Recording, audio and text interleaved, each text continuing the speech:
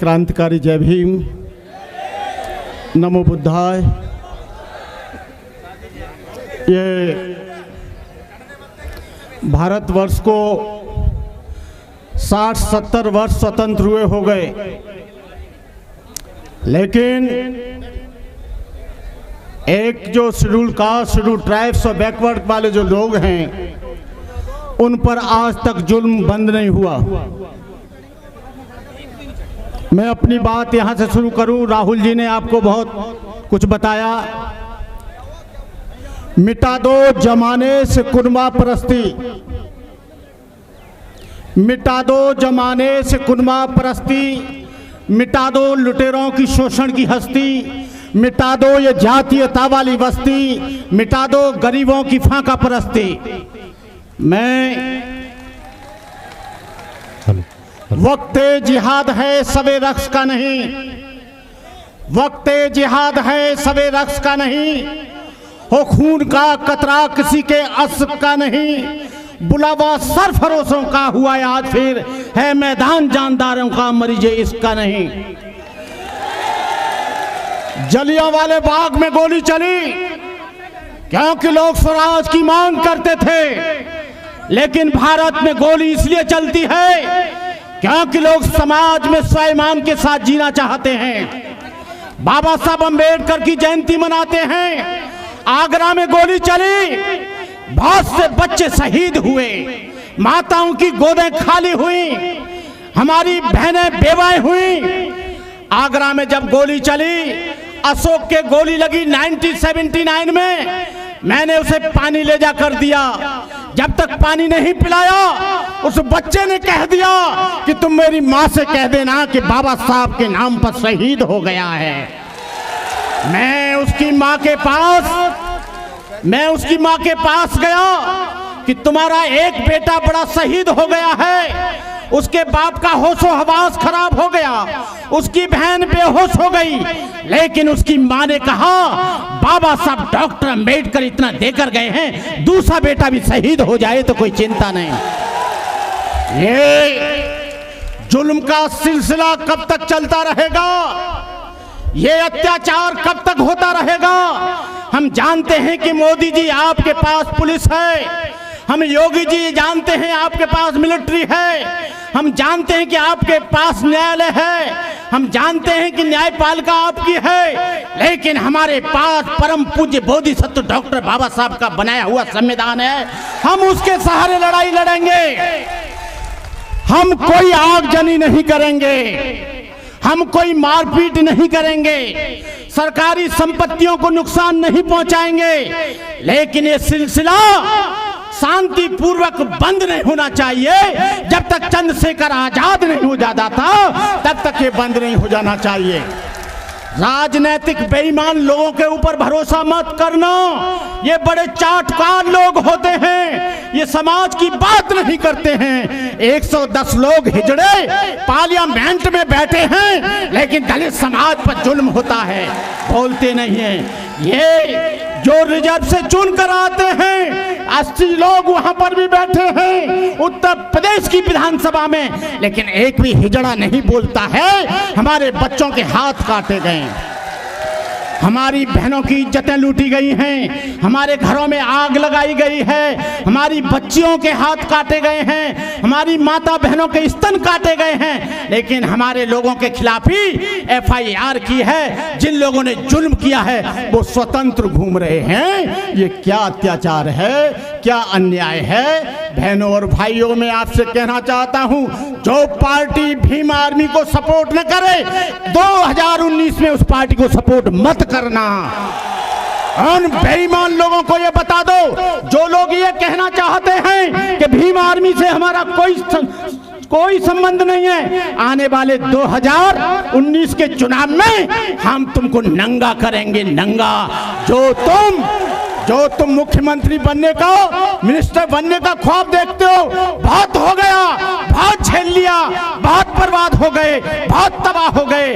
तुम लोग ये जिहाद करने के लिए तैयार हो जाओ, वक्त समाप्त हुआ है। हम जानते हैं कि उनके पास तोपों के साइने हों, चाहे उनके पास बंदूकों के साए हों, चाहे तलवारों की छाया हो, हम लोग लड़ेंगे अपने अधिकारों के लिए। ये देश हमारा है, ये तुम्हारे बाप का देश नहीं है। इस देश को हमने बनाया है, इस देश की उन्नति हमने की है।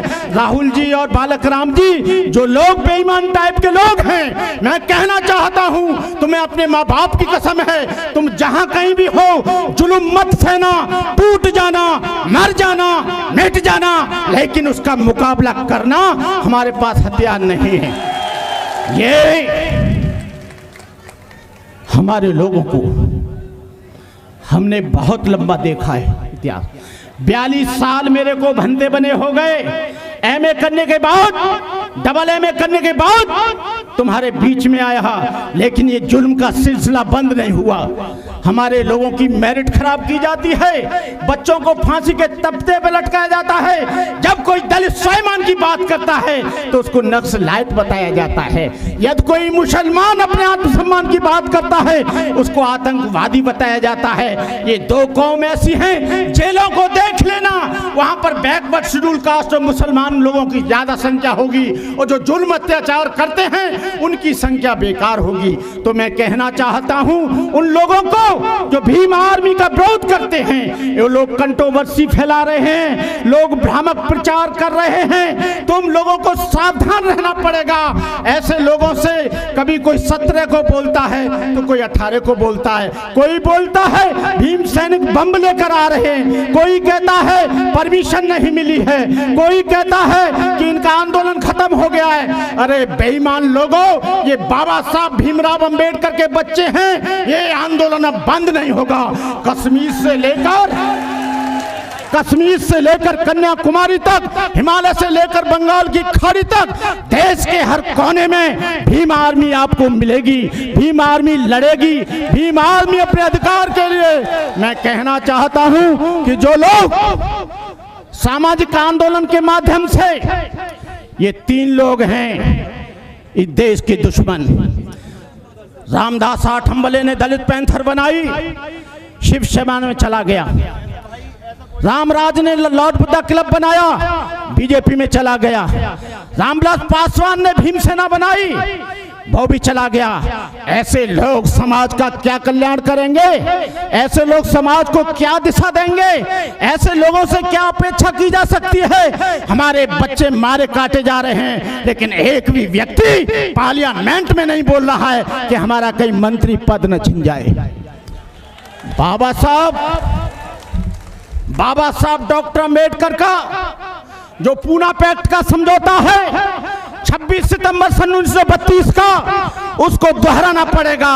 बाबा साहब अम्बेडकर ने कहा था हमको पृथक निर्वाचन चाहिए, पृथक वासन चाहिए, हमको नहीं चाहिए आरक्षण, हमको पृथक निर्वाचन चाहिए, पृथक वासन चाहिए। जब ये मिल जाएगा आप पर जुल्म बंद हो जाएगा। हमारी लड़ाई कोई ब्राह्मण से नहीं है, हमारी लड़ाई किसी ठाकुर से नहीं है, हमारी लड़ाई किसी छत्री से नहीं है, हमारी लड़ाई जुल्म और अत्याचार से है। और जुल्म अत्याचारी किसी जाति का नहीं होता, किसी धर्म का नहीं होता। जो अत्याचारी होता है उसकी जात अत्याचारी होती है। इस देश में 4 जातियां हैं, एक अच्छा आदमी, एक बुरा आदमी, एक सुखी आदमी, एक दुखी आदमी। लेकिन हम लोग जातियों में बटे हैं, ये देश टूट जाएगा। मैं कहना चाहता हूं आरएसएस के लोगों से, यदि आपने जुल्म बंद नहीं करवाया, कभी आरएसएस ने दलितों के लिए आंदोलन शुरू नहीं किया, कभी दलितों की सिफारिश नहीं की, कभी अत्याचार की सिफारिश नहीं की, लोग मुसलमान होते जा रहे हैं। बाबा साहब अम्बेडकर को, यहाँ के आरएसएस के लोगों को बहुत ऋणी होना चाहिए। काश बाबा साहब डॉक्टर अम्बेडकर मुसलमान हो जाते, करोड़ों लोगों के मस्तिष्क मक्का मदीने चले जाते। काश बाबा साहब डॉक्टर अम्बेडकर ईसाई हो जाते, और तुम चाह रहे हो कि ये मुसलमान बन जाएं, वो वक्त दूर नहीं है। यदि तुमने ऐसा किया तो भारतवर्ष का नाम रहमत वर्ष होगा, तुम नहीं रोक सकते।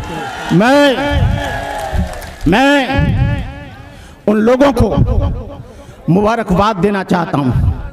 भीम आर्मी का मैंने स्टेटमेंट देखा, हमारी नेता ने बुलाया, और जिसको हम वोट देते हैं, बूथ पर जाकर लड़ते और मरते हैं, उनको कभी भी बीजेपी ने ये नहीं कहा कि हमारे आरएसएस से कोई संबंध नहीं है।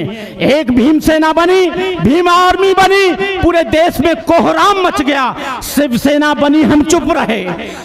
हिंदू सेना बनी, हम चुप रहे। टाइगर सेना बनी, हम चुप रहे। माता सेना बनी, हम चुप रहे। और बजरंग दल बना, हम चुप रहे। लेकिन एक भीम आर्मी क्या बन गई? तुम्हारी चूल्हे हिल गई। ये भीम आर्मी को, इस भीम आर्मी अब नहीं रुकेगी। भीम आर्मी का बच्चा बच्चा बलिदान देगा। अभी तो हम चुप हैं। क्या होगा?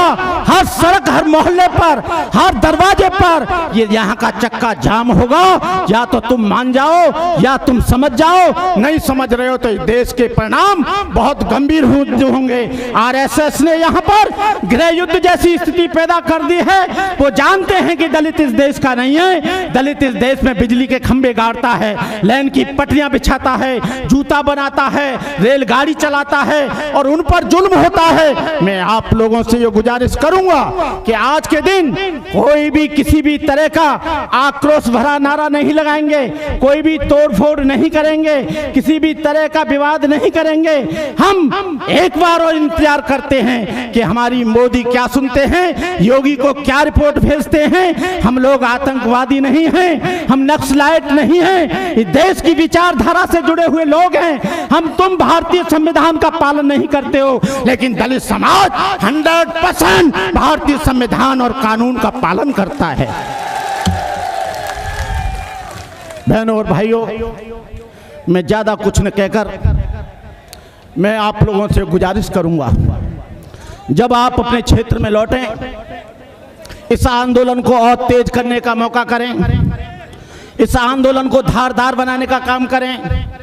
हर जिले, हर तहसील में करें, हर ब्लॉक में करें। चाहे वो 50-50, 100-100 टेने के रूप में जाएं। इस देश की व्यवस्था को चरमरा जाएगी। यदि ऐसा नहीं हुआ तो मैं आप लोगों से गुजारिश करता हूं, खाओ कसम, जो भीम आर्मी को सपोर्ट नहीं करेगा उसको वोट नहीं देंगे। चाहे वो कोई भी पार्टी क्यों ना हो। जो हमारा सहयोग करेगा हम उसको वोट देंगे। जो हमारे बच्चों की रक्षा करेगा उसको वोट देंगे।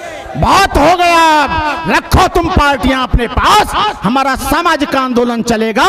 बाबा साहब डॉक्टर अंबेडकर ने 1984 के बाद एक विशेष पार्टी ने हमारे सामाजिक आंदोलन को नेस्ते नाबूद कर दिया। इसलिए मैं कहना चाहूंगा, आने वाले समय में मैं किसी का नाम नहीं लेना चाहता। आप सोचो, समझो, जानो, पहचानो कौन दुश्मन है, कौन मित्र है। इन्हीं शब्दों के साथ मैं अपनी बात समाप्त करते हुए, जब तक हैं ये चांद सितारे, जब तक है धरती अंबर, भारत ऋणी रहेगा उसका, अमर रहेगा अंबेडकर। जय भीम, जय भारत।